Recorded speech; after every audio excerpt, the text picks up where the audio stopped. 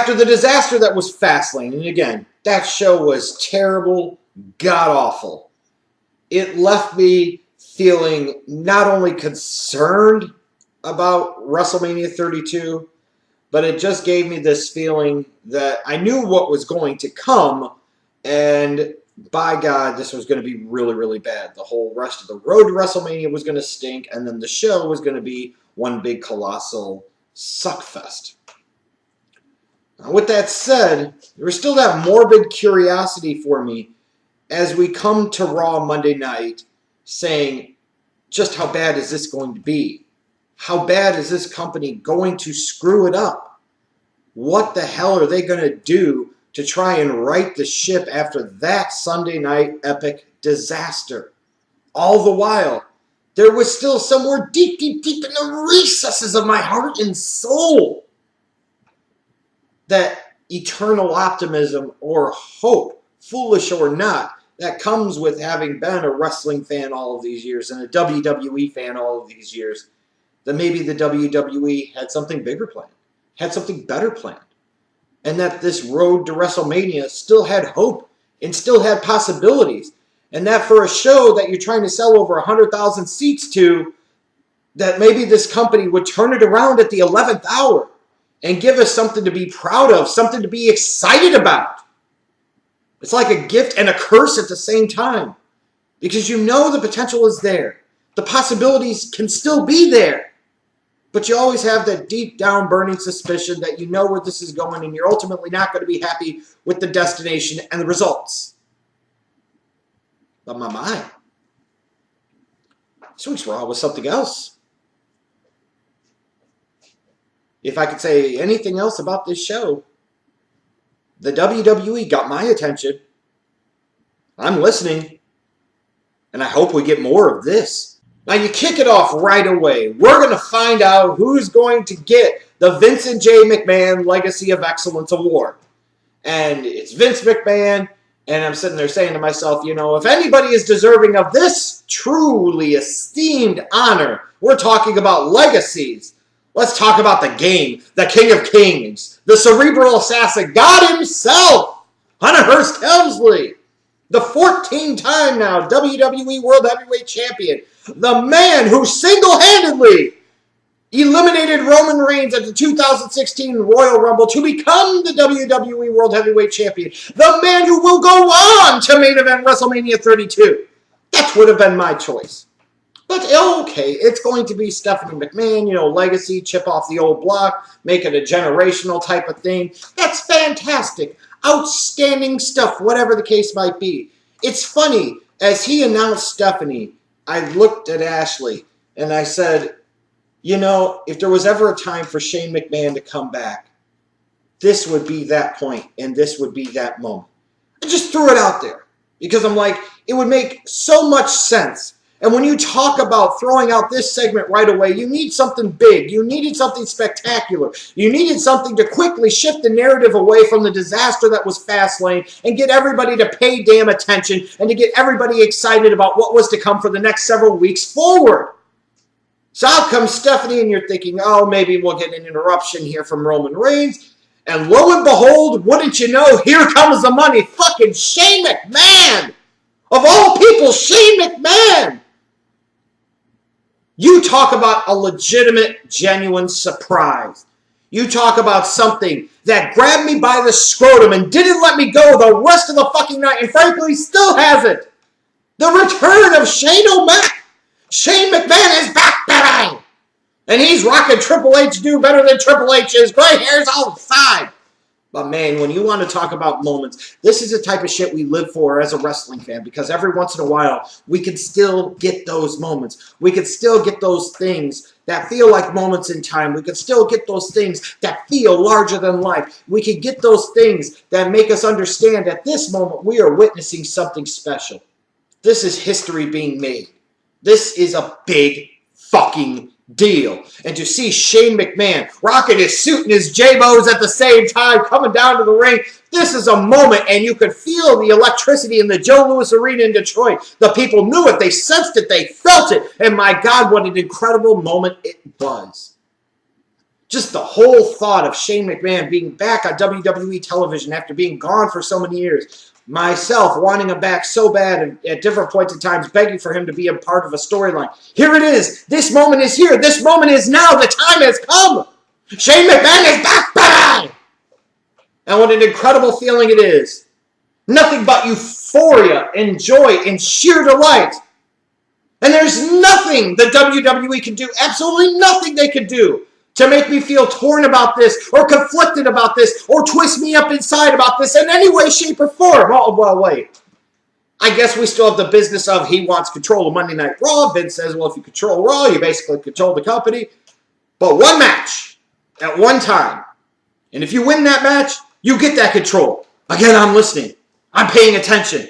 This is going to be epic. This is going to be awesome. Is Vince going to say he's got to face himself? Does Shane have to face Vince? It's WrestleMania 17 all over again. Is Vince going to pick this? He's going to pick that. Who's he going to go with? Maybe somebody from the League of Nations. Maybe the whole League of Nations. I don't know, and I don't care. No matter what, there's no way the WWE can get me torn or conflicted on this. And Vince anoints an opponent and a time and a place. It's WrestleMania 32. Shane McMahon, with everything on the line, is going to face The Undertaker. Inside Hell in a Cell.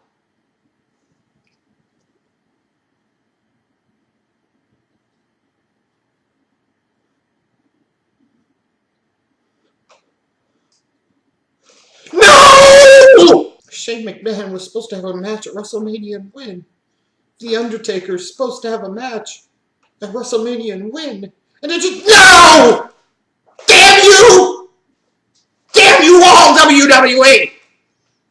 But anyways, we'll deal with that as the moment comes closer at hand. Let's talk about what else we got on the show. In general, the first 2 hours of Raw was pretty good.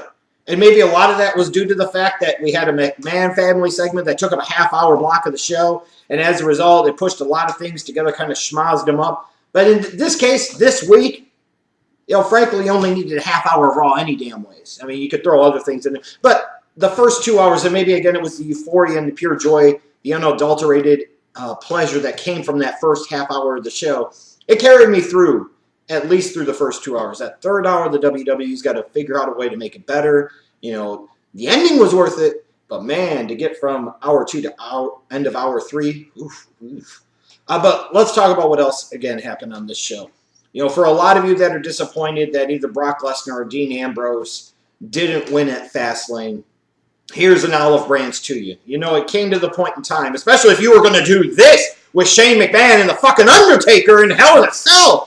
At WrestleMania 32, I'm glad the WWE realized that people weren't going to give a shit about the Wyatt family versus Brock Lesnar. That they knew that this was not an appealing option. This was not an interesting option. This was not an option that was going to make sense for any parties involved. It was a true epitome of a lose, lose, lose, lose for every fucking buddy type of situation. You've done enough to build up the heat between Dean Ambrose and Brock Lesnar, so you're fucking going there. The whole thing about, Lesnar attacking Ambrose and then posting it on Facebook. Some might not like it because it spoiled it. Fuck it, I don't care. If you're going to go there, give people an olive branch right away so that way they know that's where you're going. And in this particular case, I thought it was well played. I actually thought it was very smart to do. In terms of Dean Ambrose and Brock Lesnar, I guess this shit can work. And I'm glad that Dean Ambrose isn't going to get lost in the shuffle. And you're working with Brock Lesnar. To me, at WrestleMania, that means almost as much as working with somebody like Triple H, even if it is for the WWE World Heavyweight Championship. So now you've got your match, hardcore fans, that you can absolutely get behind, that you can absolutely fucking love. It's going to be Dean Ambrose, and it's going to be Brock Lesnar at freaking WrestleMania 32. And it's going to be a no-hold-barred street fight, and this is exactly what the hell this needs to be. Because in order for Ambrose and Lesnar to pull this match off, it cannot be a standard wrestling match. It cannot be a traditional technical style match. That shit ain't going to work. You built it and escalated it to a point where it becomes a deep-seated personal issue. There needs to be a big type of blow-off and a big type of feeling match, and a no-holds-barred street fight, even on the same card as a fucking Hell in a Cell, works and makes a tremendous amount of sense here. The two things I'm concerned about is, number one, I get where they're going with Ambrose and trying to build him up. And in a way, I get it. And I kind of like it in the sense that he's going to get his ass kicked and he's going to keep coming for more. He's going to keep coming for more. But at some point in time, they've got to build up some type of vulnerability in Brock Lesnar. At some point in time, Dean Ambrose has got to get a little bit of the better upper hand on him. He has to. Because otherwise the dynamics of this absolutely will not work. There has to be a moment in time for Ambrose to shine in a somewhat dominant-looking fashion. And then number two, and this is the key one, this is the most important one. Now that you've got a no-holds-barred street fight, and you've got the chance to spend the next almost month and a half building up the personal issue between these two, there is only one possible outcome and one possible result for this match at WrestleMania 32, and that is this. Dean Ambrose somehow, someway must go over. There is no point in doing this damn match if Brock Lesnar is just going to win. There is no point in doing this match if Dean Ambrose, who's got a lot of momentum behind him with the audience, goes out there at WrestleMania and loses. It's not going to hurt Lesnar losing a no-holds-barred street fight, especially if the story is good and the story makes sense and the story accomplishes something. And this story could accomplish a lot of many different things. The only way that this becomes a benefit and a win-win for all parties involved is Dean Ambrose must, and I emphasize again, must go over at WrestleMania 32. Now again, with the opening segment going a half hour, running McMahon strong, you knew some things were going to be sacrificed as a result this week, and that's okay. The in-ring action was sacrificed in part as a result in the sense that pretty much almost everything was a tag match. You had, out of the, 6 matches on this show this week, 4 of them ended up being tag matches. Some made sense, some just seemed kind of thrown together. But again, that's okay. That can work. Now, I know a lot of people are probably excited about the thought of Team Y2AJ. They're like, this is great and this is going to be awesome. I don't know where they're really going with this. Are you going to have these two guys actually legitimately team up and go after the straps at WrestleMania 32? Are you using this as a setup, as a ploy, in order for Y2J to turn on AJ and build up to one more match at WrestleMania? That seems, again, kind of counterproductive to me. Maybe that's the direction they're going. Maybe they are going the tag team direction. I just think in these guys' case, there is a better utilization of your resources with both of these guys. Because you've already went there, I don't think putting them one-on-one against each other is the way to go for Mania. And teaming them up, most certainly to me, is not the answer, not an effective utilization of resources. What I don't understand also is you just had the Titans go over the Wyatt family at Fastlane. Legitimately, literally, the very next night, you get the same fucking match. And now this time, the Wyatts go over here. This is the perfect example, the epitome of this bullshit 50-50 booking that gets nobody over, that accomplishes absolutely nothing. Just accomplish nothing. The biggest thing here was Ryback walking off, and now you're trying to do something with him in a single sense. Are you trying to turn him heel? Are you just trying to make Ryback focused about Ryback? I'm confused because I don't really see the point in it. I don't really see what direction or path that they're choosing for him and where they're going to head with him. You know, it's similar to the Wyatt family, just spinning your wheels. I mean, you look at it, they went from having the Wyatt family eliminate Brock Lesnar at the 2016 Royal Rumble to where now they have to get the grudge match victory on Raw of all fucking places against Kane, Big Show, and Ryback. Oof. And then they're doing this with Ryback. This is that 50-50 shit that I just can't stand, and it gets nobody fucking over. You had the New Day. Your first match of the night was actually the New Day versus Neville and the Lucha Dragons in a 6-man tag. You know, I'm not going to lie. The match was just fine. Anything following Shane O'Mac's return, Shane O'Mac being back, was going to get a whole lot of out of me. It just really didn't fucking matter. And this match, in a way, really didn't fucking matter. I thought it was interesting that the New Day was doing that little pre-tape promo about the League of Nations. You know, are you going to actually go with the New Day being babyface? I don't know that they're going there with that. Why would you go with the League of Nations thing? I don't know. It seems like they're setting up to something in terms of a big-time schmaz tag team match at WrestleMania 32. My personal hope, again, is that 15 years later, it is going to be a TLC tag match for the titles. That's the direction they should go. That's the direction they need to go. Especially when you look at, you had the Usos versus the Ascension. You have the Usos go over, but now you've got the Dudley Boys out again. You've got the Dudley Boys doing a change in character. They were one of the founding fathers of the TLC tag match. You know, they're on the roster.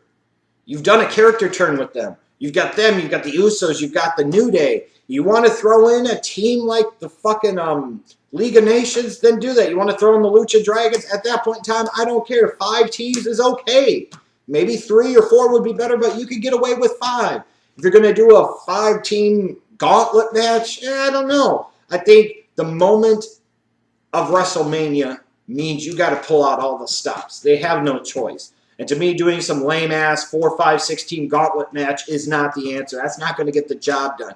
Kicking off the show with a TLC tag title match is the type of thing that sets the night in motion properly, is the shit that gets the job done the way it needs to get done. Now, one thing I've always liked about the Attitude Era, especially as we become further removed from it in time, is how everybody always had a purpose. Everybody seemed to always mean something. Everybody seemed to have a character. Everybody seemed to have a direction.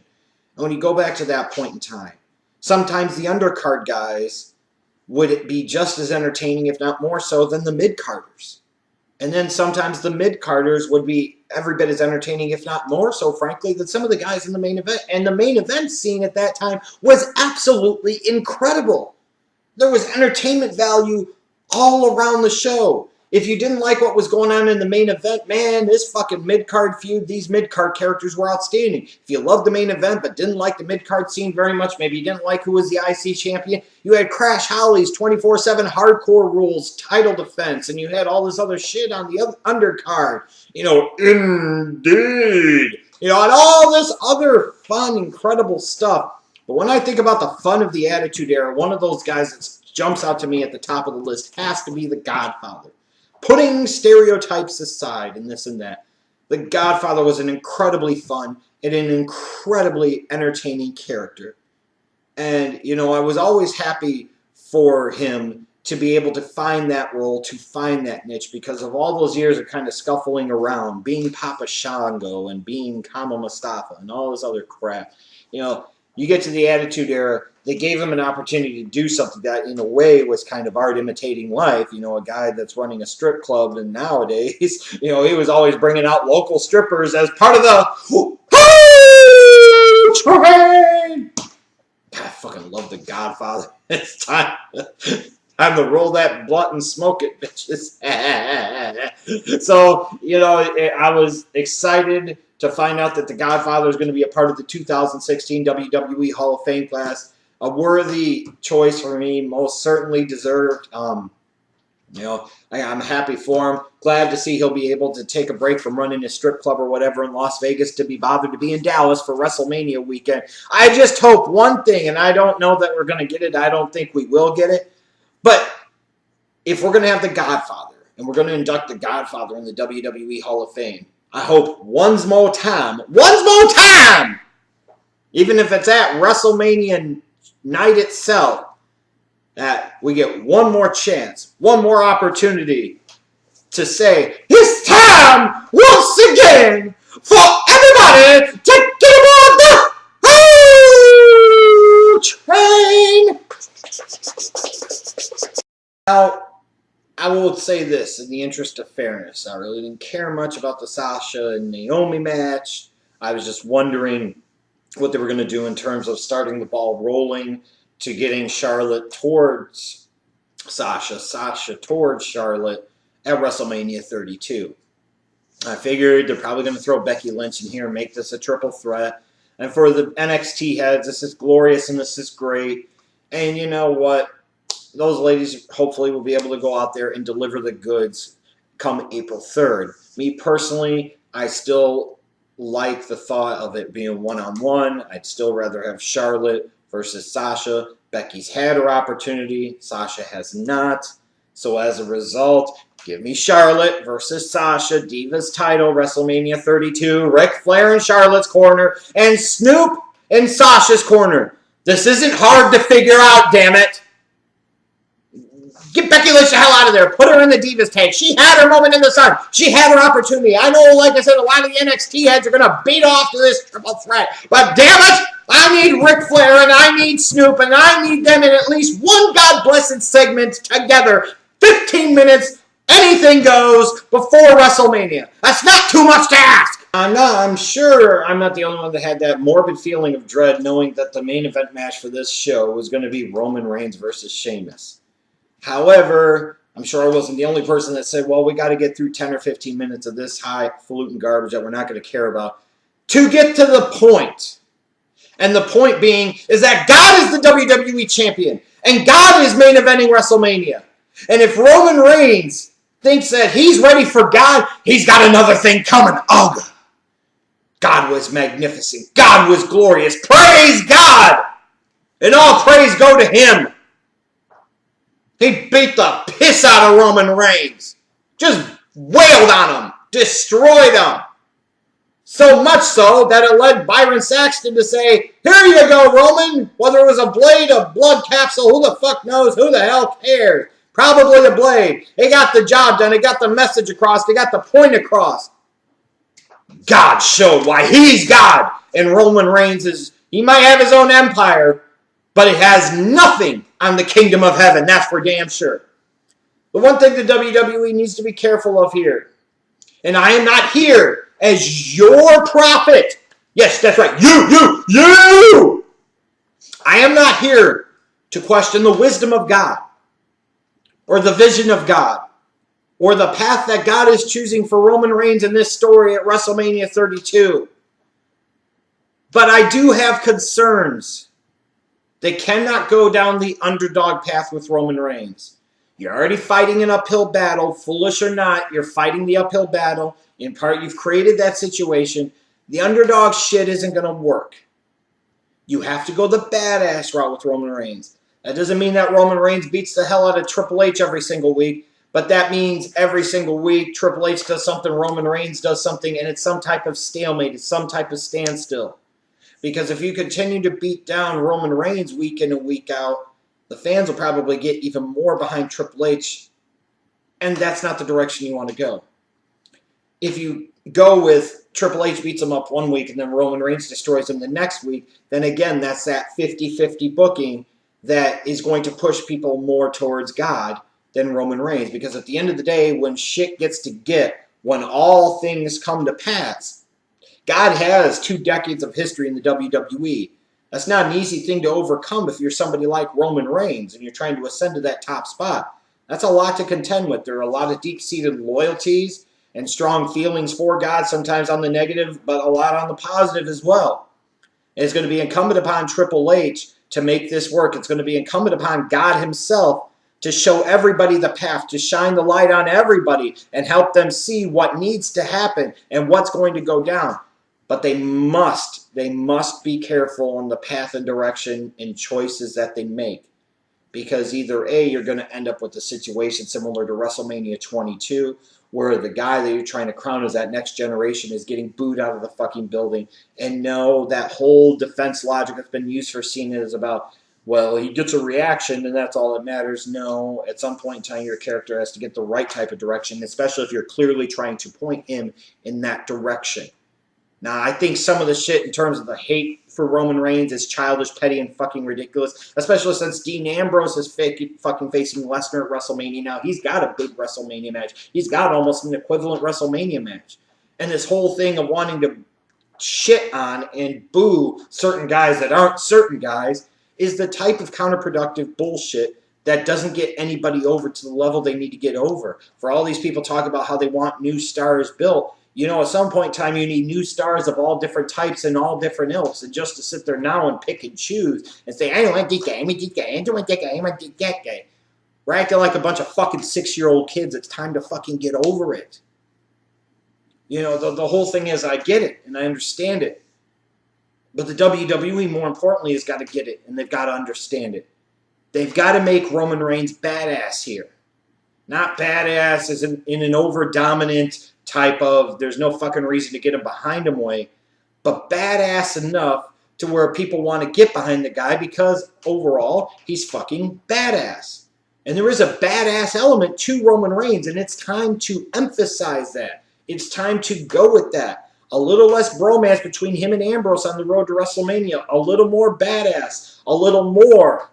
But it's a balance and it's a tightrope, because if you don't make him badass enough, people are going to see the badassness of God and they're going to flock to him. They're going to get behind him. If you make Roman Reigns too badass, then people are going to, again, flock to Triple H, and they're going to get behind Triple H, and they're going to really resent Roman Reigns. It's a very interesting tightrope that WWE is going to have to balance the next several weeks, because they can get it done right. I don't care about the fact that they're going to be in fucking smarky cities for Raw on the road to WrestleMania. I don't give a fuck. You can do it right, and you can make this work, and you can make this a successful angle. But just having Triple H beat down Roman Reigns the way that he did, in my opinion, is not the way to get the job done. It made for a good finish, yes. It made for good television, yes. And once again, praise God! You want to talk about the big leagues for Roman Reigns at WrestleMania 32? He's going to find out about the big leagues. The WWE's got to be really, really careful here. But a good show this week. Other than that little bit of a lull that you were naturally going to hit in the third hour, this is one of these examples of where you truly wish the show was only 2 hours. Because, man, if this was only a 2-hour Raw, this probably would have been one of the better Raws that I've seen in some time. After the disaster that was freaking Fastlane, like I said, above all else, the WWE accomplished one thing this week. They got my attention. And I'm pretty sure they got yours, too.